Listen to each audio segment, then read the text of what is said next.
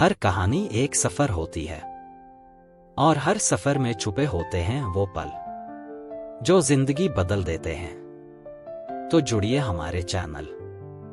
भारत की मिट्टी वीरों की जन्मी रही है। यहाँ हर युग में ऐसे महापुरुष जन्मे हैं जिन्होंने अपने साहस, नीति और आत्मबल से इतिहास की धारा मोड़ दी। उन्हीं में से एक अद्वितीय नाम है छत्रपति शिवाजी महाराज। सन 1630 में शिवनेरी दुर्ग पर एक बालक ने जन्म लिया। उनका नाम रखा गया शिवाजी, भगवान शिव के नाम पर। उनकी माता जीजाबाई एक धर्मपरायण और तेजस्वी महिला थी।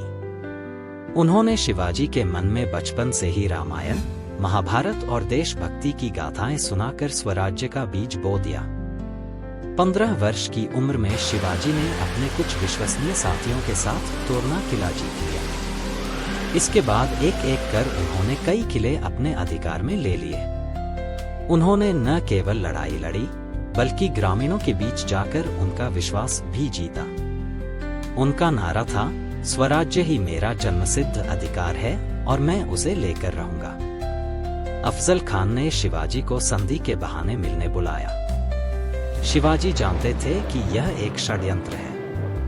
उन्होंने अपने अंगरक्षक जिवा महाला और कुछ विश्वसनीय मावलों के साथ रणनीति बनाई।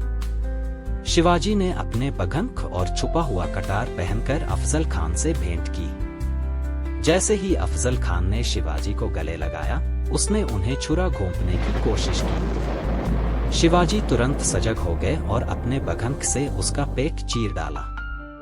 यह घटना इतिहास में वीरता, चातुर्य और आत्मरक्षा की अद्भुत मिसाल बन गई।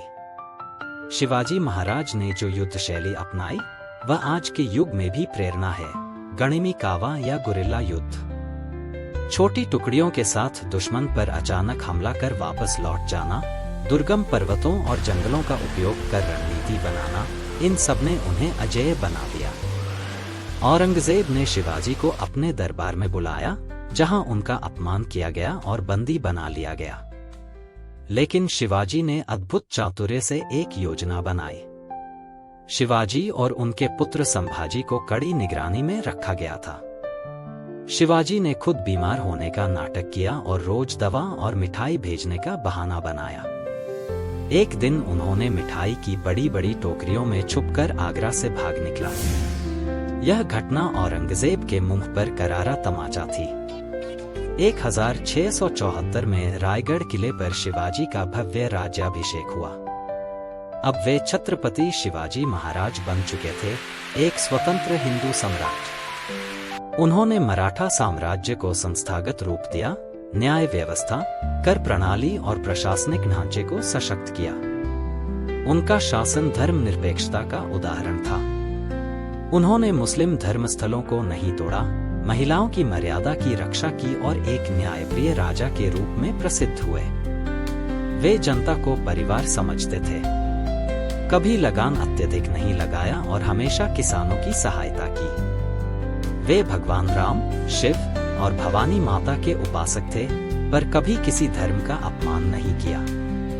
उन्होंने अनेक किलों को बनवाया, मरम्मत कराई और सैन्य दृष्टि से उन्हें अभेद्य बनाया। उनके दरबार में महिलाओं का अपमान अक्षम्य अपराध माना जाता था। छत्रपति शिवाजी महाराज ने अपने छोटे से जीवन 1630 से 1680 में ऐसा साम्राज्य खड़ा किया जो आने वाले समय में पेशवाओं और मराठा साम्राज्य के रूप में और भी विस्तृत हुआ। उनके बाद भी उनकी नीतियां, उनके विचार और उनके कर्म लोगों को प्रेरणा देते रहे।